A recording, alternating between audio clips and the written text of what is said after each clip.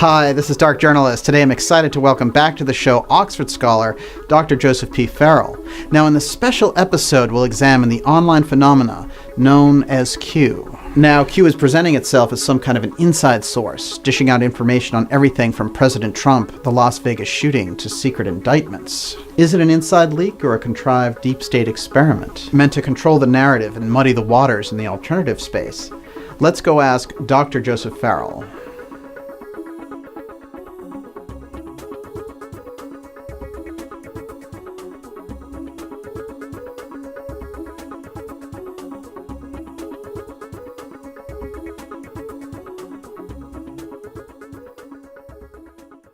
Joseph, it's great to have you back on the show. Thanks for having me. Now, in addition to your great new book on Rudolf Hess and Antarctica, which we'll do a two-part series on later this month, you've been writing a series of compelling blogs at GizaDeathStar.com on some of these waves of just wild information coming from both mainstream sources and the alternative. One of these waves of info is from this Q character who popped up on 4chan and 8chan message boards sometime last November. Now, for some reason, this just rifled through the independent media space, and it was pressing all the right buttons and hitting all the right taglines. Yep. But for me, it instantly felt contrived, as if it was being built up. Now, I immediately noticed when it first came out that there was a quality to it that seemed kind of prefabbed, definitely manufactured to hit a certain audience. Yes. Now, when you started commenting on it, I got the impression that you were seeing even more of that than I was. So let's start with this. How did this Q material hit you when it first came out?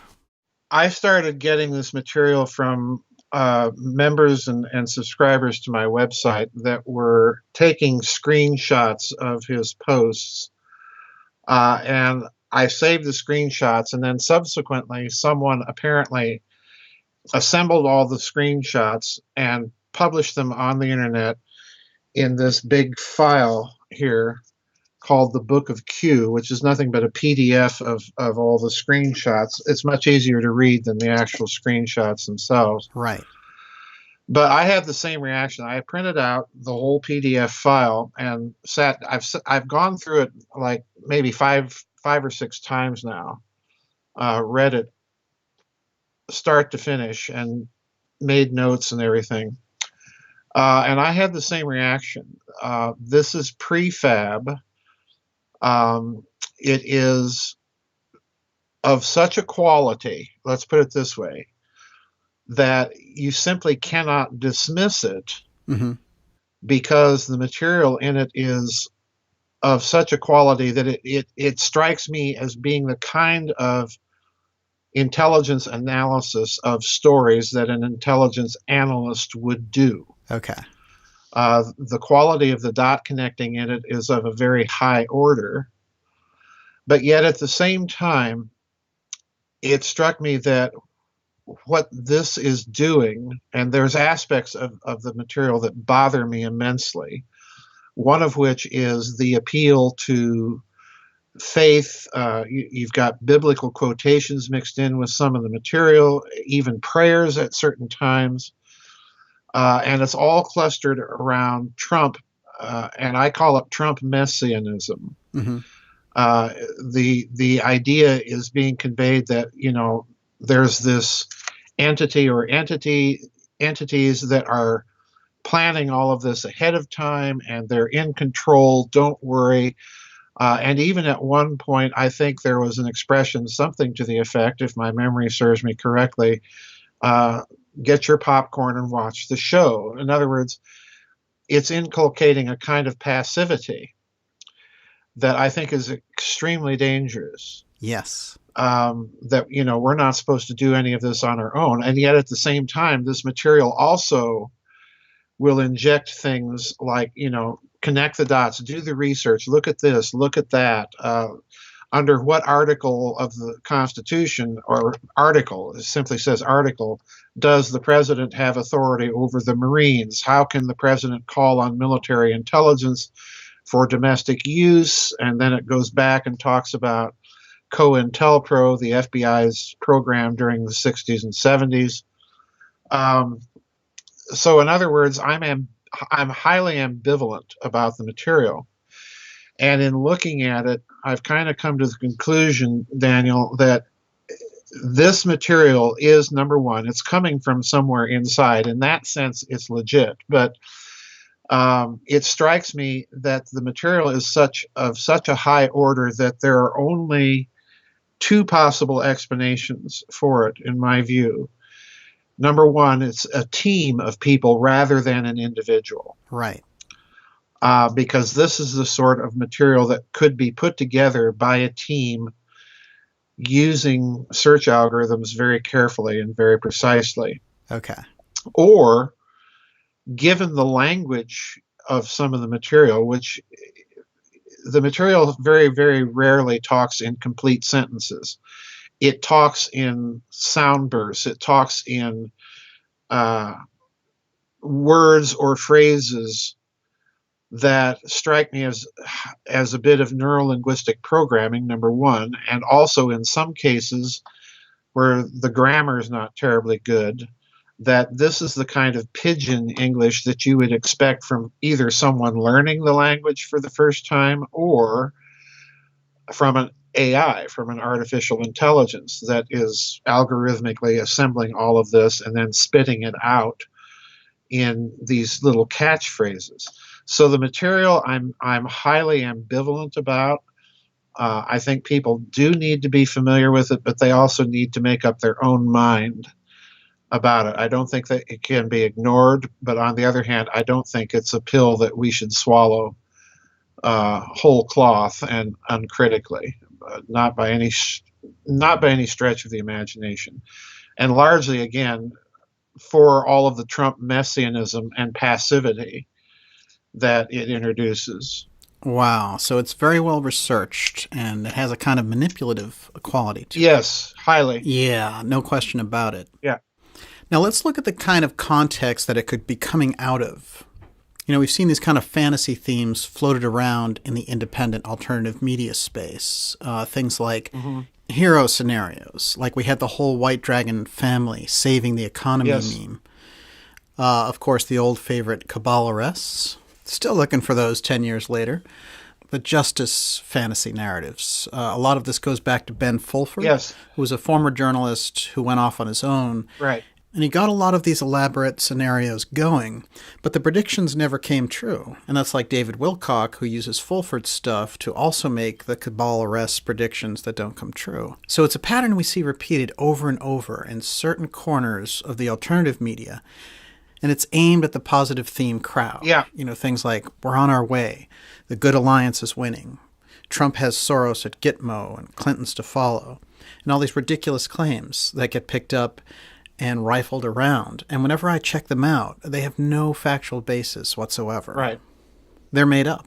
And in the Q material, I'm picking up a feeling that's very close to that. Now, what might be behind this is if we go back to the election in 2016, the alternative media was a determining factor that handed Trump the election, essentially, because Trump had the lion's share of support from these alternative circles.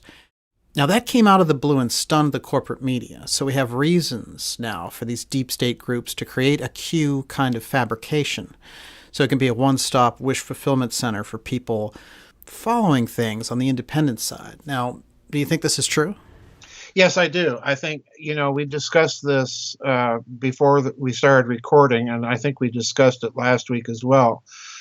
It does have the feel that this is some sort of operation designed to regain a measure of influence over the alternative media, because it's precisely here that if you examine the Q material, that it's urging people to go out and look at this or look at that, connect these dots, research here, research there. And that, to me, given the quality of the material that is offered, it's creating a context that, okay, you can trust us when we say go look here, go look there, because it did make certain predictions that did come true. It predicted the social media shutdown of the president's Twitter account, which subsequently was restored, and it predicted that it would be restored. We're on top of it, blah, blah, blah. And it's interesting that you mentioned the Fulford connection, and I'm glad you did, because I remember when Fulford came out with his, the White Dragon Society is stepping in with all this money. We're going to save the world. Of course, none of that has happened. And this is what you also see in this material. We're on top of the pedophile scandal. We're shutting all of this down.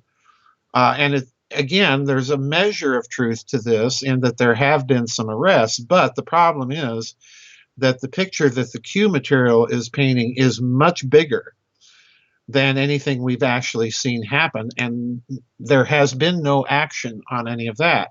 It's gone so far as to suggest that the boots that Hillary Clinton and Senator McCain have been wearing are part of some big arrest operation, and it's playing into that meme that's going on right now on the internet that we're in control and so on. Right. So yeah, I think that's a fair assessment, because that's one of the conclusions I've come to about this material. In our previous private discussions about it, you called it a Christmas present, and that's the way it feels to me. This is too good to be true. Here's our present for you this Christmas. Yeah. Catherine Fitz, she's been getting people emailing her about it, and she has been responding, this is hope porn. Because that's what it's doing. It's creating this feeling of hope in a certain segment of the alternative community that we need do nothing, and they're on top of it all, and sit back and watch the show. Yes. And to me, that's exactly the wrong response. We certainly don't want to sit back right now and watch a show. We want to be involved, and we want to be connecting our own dots and thinking for ourselves and putting it out there. So in that respect, I think this material is very, very dangerous. Absolutely. Well, that's a great point about the hope porn, too, in that they may have realized that the fear porn has hit a wall, really. Yep. So we've been so flooded with people trying to be the next Alex Jones and jumping off the wall, screaming about a panic, that it's just hit a saturation level. Yeah. Where at this point, they're not going to get any more mileage out of that kind of fear porn approach. Yeah. However, the hope porn has a whole long way to go. Yeah, exactly. Definitely. It's a change, you put it as a marketing tactic, and I hope you'll flesh out that idea for the listeners, because this is the way it struck me and still strikes me. This is a change of marketing strategy. Mm-hmm. That's the way it feels to me. This is a big change of marketing strategy, and the goal of the strategy is to be able to influence the alternative media by targeting certain select audiences within it. And this to me is why you see the kind of implicit Trump messianism, these appeals to prayer, these appeals to scripture, these appeals to spiritual feeling. That's certainly part of the audience of the alternative media. Right. So I think part of this messianism is appealing, designed to appeal and capture that audience. And in that alone, again, I think we're dealing with some very, very dangerous material. Oh, exactly. No question, you're absolutely right on that, because one of the things, if we look at the independent media space, say over the last 18 months or so, with Q really being the cherry on top, is this whole marketing grid that seems to have been placed over the alternative space now. And I really see that happening after the last presidential election. A number of marketing initiatives realized the role that the independent media played in determining the outcome. So the balance changed there, and I'd say the value of the alternative space went up, and it attracted a number of these shady marketing interests. Now, I've done a fair amount of marketing and financial analysis as part of my own experience and background, and I've seen some of these methods that you'd usually identify with the corporate world are really now taking over and invading the independent side of things. Yep. So the way that I would look at this normally in terms of the business corporate approach would be to look at it as verticals and horizontals. The vertical is the space that you're targeting, and there are a number of horizontals in the vertical space. In this case, the vertical would be the alternative media space. The horizontals would be the different issues. Now, ordinarily, if I was a corporate guy looking at this from a tech example and I was in the tech space, you'd have different horizontals, like software would be one, telecommunications would be another one, or smartphones, video games, apps, etc. Yes. So if you were on the corporate side, your job would be to try to best your competitor in the space. So Microsoft, Apple, Google, Amazon, these would be the major players in the tech sector. So going back to our world, now if these marketing interests targeted the alternative research space, they would use the same techniques, which is why a guy like me or anyone who's familiar with that side of the corporate world would be able to recognize and identify that process. So I've observed these techniques coming on board over the last 2 years, and Q looks to me a lot like it's a part of that. Yeah, I think you're absolutely right there, and I'll tell you why. If you look at the Q material, what it has done is it has injected a bunch of stuff, a bunch of information, so to speak, onto the internet that is going now to pop up in any search rhythm algorithm that people out there are doing. So if they type certain things, it's going to take them directly to the Q material. So in other words, it looks to me like a deliberately engineered bit of information that has been deliberately designed to manipulate those search engines and drive people to that material. So in that, I think you're spot on. This is a marketing appeal to a certain audience to get them influenced in directions that they want to go, and the material itself supplies the directions it wants you to go. Look here, look there.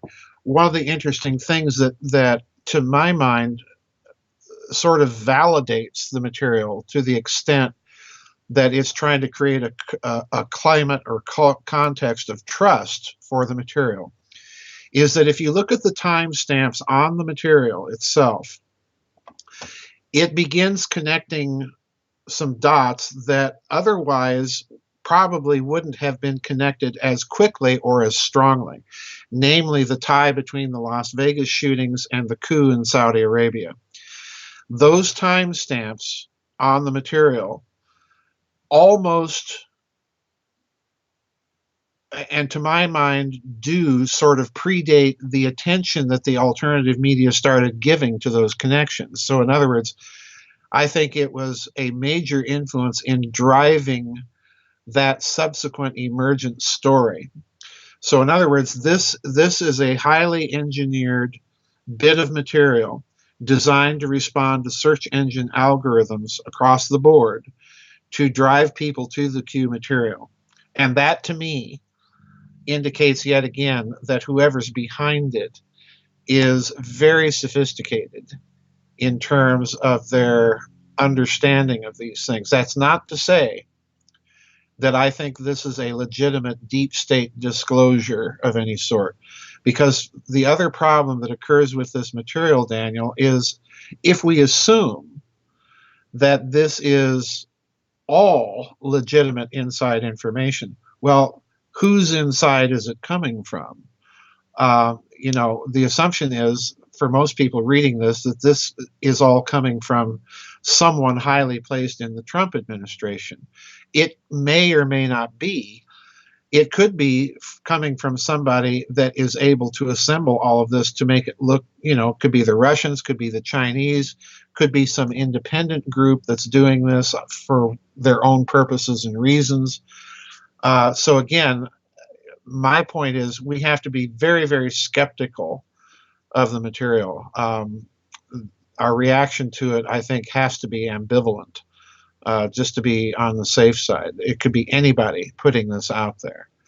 So yeah, I'm in total agreement with you. This is a marketing scheme. It's a very cleverly designed marketing scheme that they've targeted certain audiences for this material. Fascinating. And you're absolutely right in observing just how odd the language part is in there, because this is not normal language in these posts at all. It looks like English maybe as a second language. Oh, totally. Right. Totally. Yeah, exactly.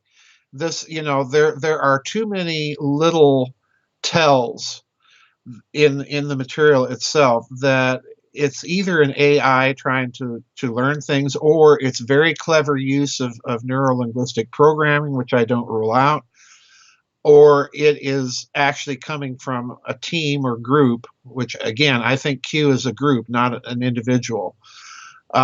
It's coming from a team or group that English is not their first language. There are too many basic errors of grammar that raise some suspicions about the material. If it were coming legitimately from someone highly placed in the administration, those types of errors simply would not be made. You'd have to be more or less a dunce to make those kinds of grammatical errors. Right. So that's another little tell to me that is very, very telling, if I can be redundant.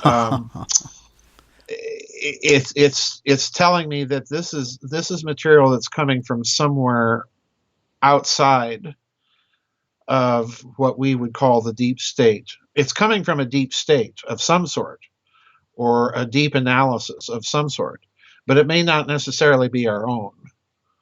This could be somebody else injecting an information stream into the discussion. And I don't rule out, given the nature of the material, I don't rule out that this could be coming from some foreign power that has the savvy and ability to assemble this type of information.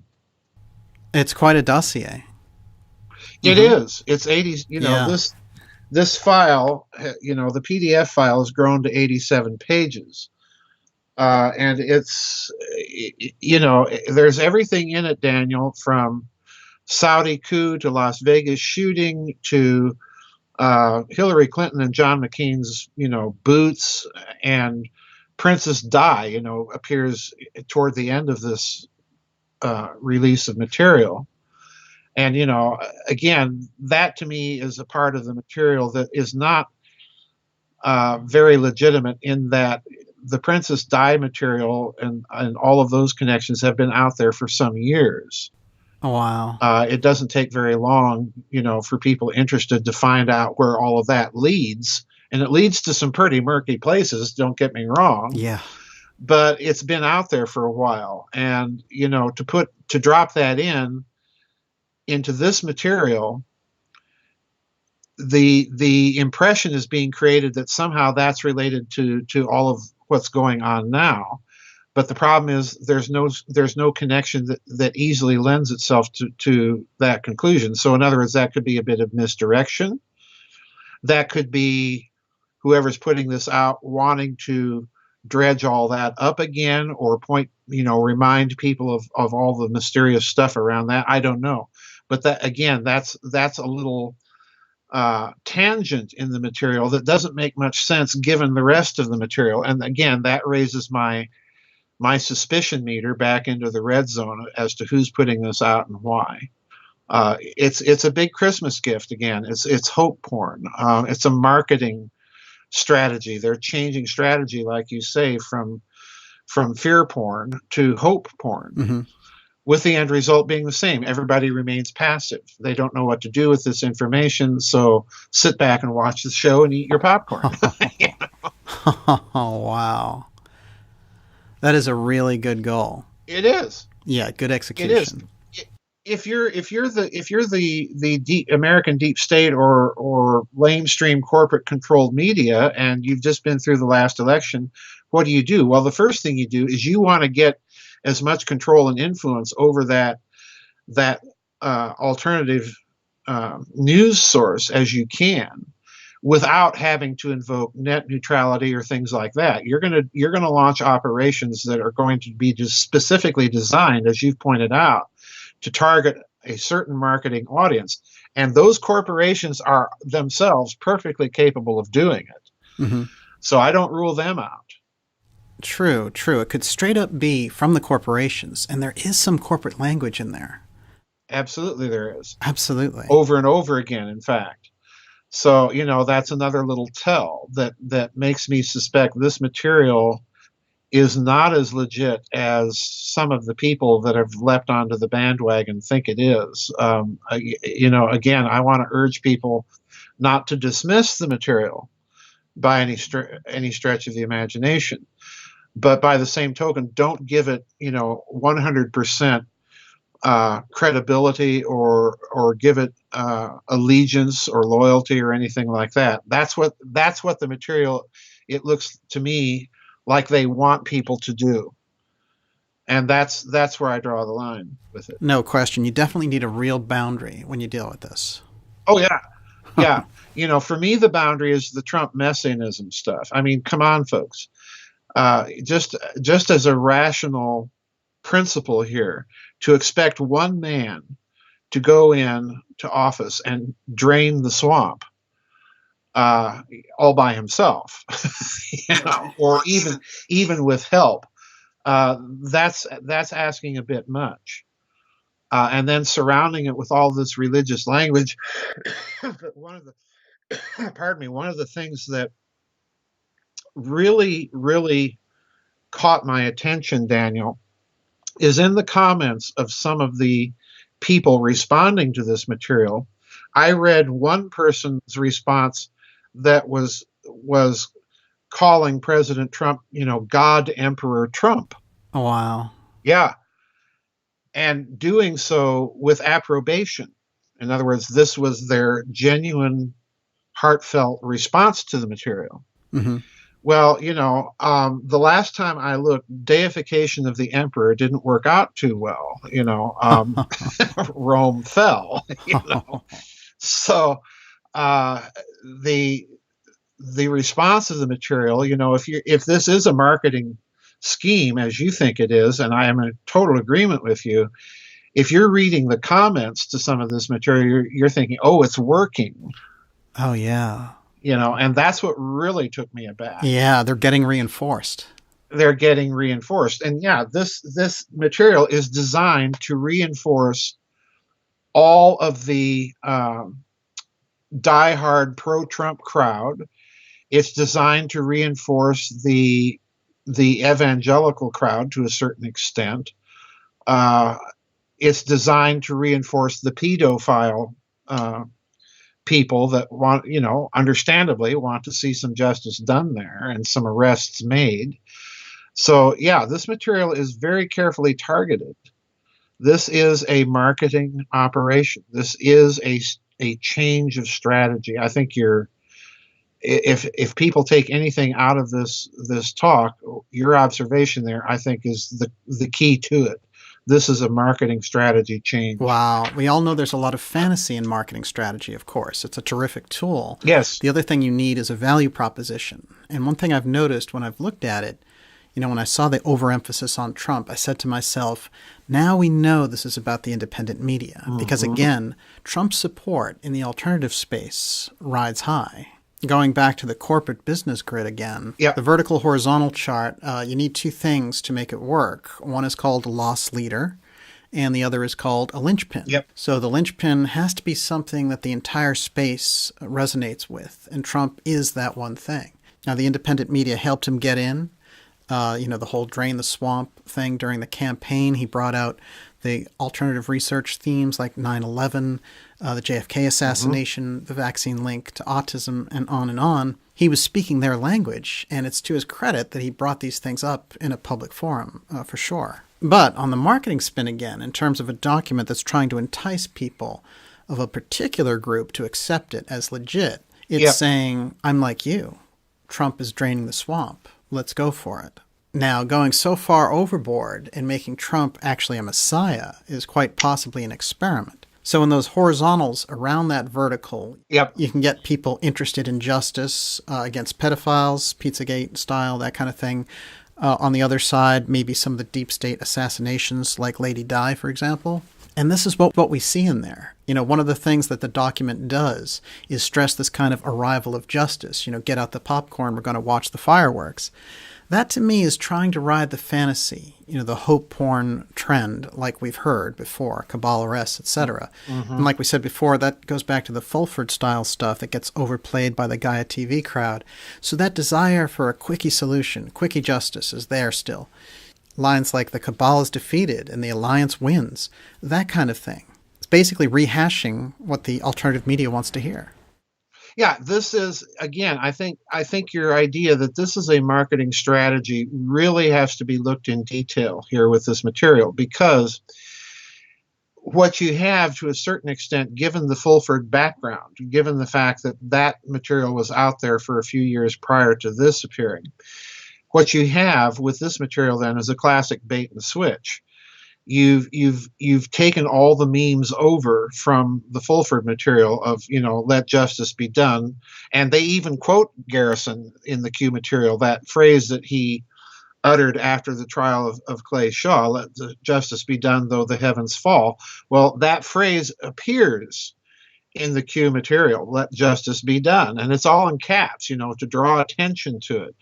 There's also reference in the Q material to the release of the Kennedy documents. There's reference to, if I'm not mistaken, at one point to vaccines. So in other words, the Q material is playing all the memes that you're talking about as a marketing scheme. And you hit the nail on the head when you said in classical marketing, you have to do two things. You have to offer value, and you have to have some sort of loss leader. Well, if you look at the Q material, you're dealing very clearly with material that is attempting to offer value of some sort. It's offering you predictions, some of which, not all of which, but some of which come true. It's offering you a detailed dot-by-dot connection of Saudi coup to Las Vegas shootings and so on and so forth that are subsequently picked up in the alternative media. I'm not saying that the Q material is the source for them, but the timing is odd. I'll at least say that. So yeah, you're offering something of value in order to get people hooked on the rest of the scheme, which is watch, sit back, let us handle it, number one. And number two, go look at this or go investigate that. So you get a bunch of people maybe running off and investigating things like Princess Di that may or may not be directly connected to what's going on. So in other words, you're creating what Catherine Fitz likes to call shadow work. You're creating a bunch of time-occupying stuff for people to go do that may not have anything really to do with the situation at hand. You just want to distract them. And this is a new way to do that by saying, oh, go look at this, go look at that, investigate this, investigate that. And, so you have a bunch of people running off to investigate Princess Di. And in the meantime, they're not concentrated on what's happening right now. Mm-hmm. So, yeah, there's a lot of material in this that is offering value. And again, this is part of classical marketing. This is a marketing scheme of some sort. I'm absolutely convinced of it. It's a very, very sophisticated one. When you add this insight of yours about a marketing scheme with the idea that this is an engineered bit of information to pop up automatically on certain searches that people are going to do, it's drawing more and more people. It's designed to draw more and more people into the material. And that's what gives me pause about it. No question. It's like they're electing this new oracle out of these 4chan, 8chan message boards. Yes. And trying to create a fabricated version of WikiLeaks. This is a new WikiLeaks. This is a new Ed Snowden. This is a new Oracle at Delphi.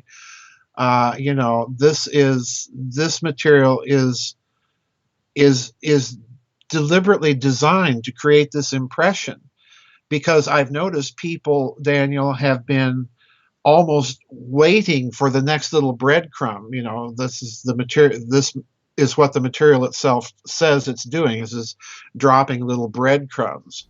Right. And so you have people now like Pavlov's dogs, salivating over the next ring of the bell and the next drop of the breadcrumb. And that, again, tells me this is marketing. This is very clever to get people, more and more people following this material. So be skeptical. They want the next installment, right? Yeah. Yeah. This is like a TV series. It's like Netflix. Yeah, it's Netflix. It's person of interest. It's fringe. We want the next episode. What's the next revelation going to be?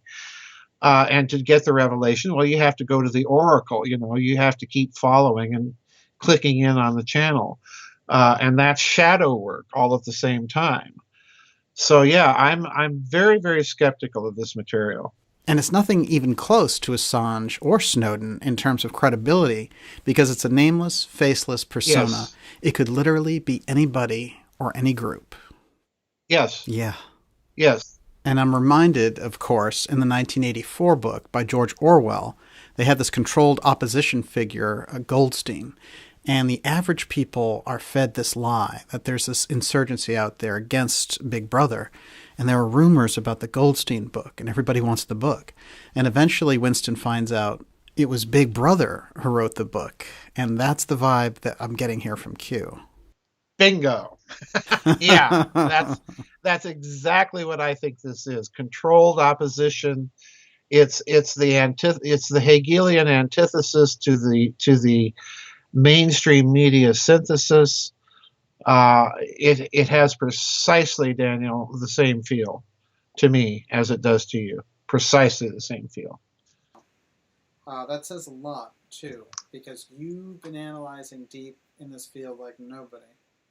And for you to have that kind of feeling about it. What's interesting, though, is that with the kind of knowledge that you have, you understand that whoever's writing this stuff has a good background. Oh, yeah. Yeah. Yeah. This is not dismissible material. Don't get me wrong. I'm not saying dismiss this stuff. I'm saying look at all of the material as a gestalt. Look at it whole. And rather than concentrating on the little breadcrumbs, also look at what it's asking you to do. And in some cases, it's asking you in a very subtle way. It's implying a response rather than telling you, go look here, go look there, or sit back and eat your popcorn.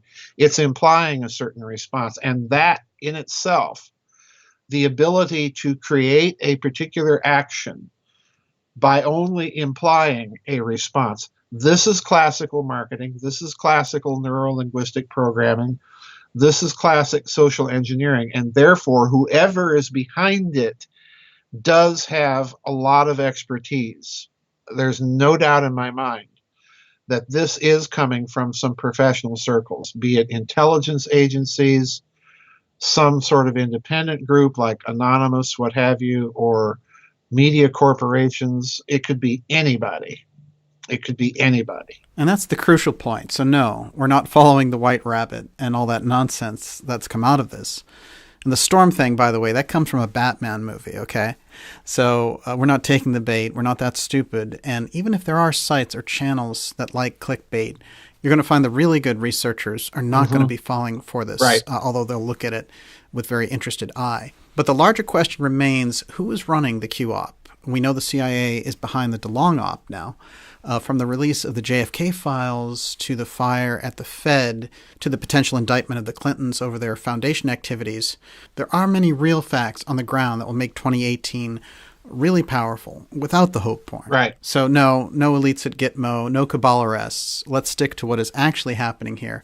There's plenty to work with to report on. We have the exciting work of Catherine Austin Fitts and Professor Mark Skidmore on the missing trillions. Yes. That's a news story. That's on the ground. That's something we can get behind. Yes. And Joseph, our conversation continues at darkjournalist.com. And this weekend for subscribers, it's Joseph Farrell on the moon missions, past and future. This will be a special treat, and this is the time to subscribe at Dark Journalist and get last year's discount before it goes up next week for 2018. Make sure you don't miss any of the exciting shows that we have coming up for you. Of course, Joseph's work is at GizaDeathStar.com. Just fascinating. Joseph, thank you, and it's on to part 2. Yep.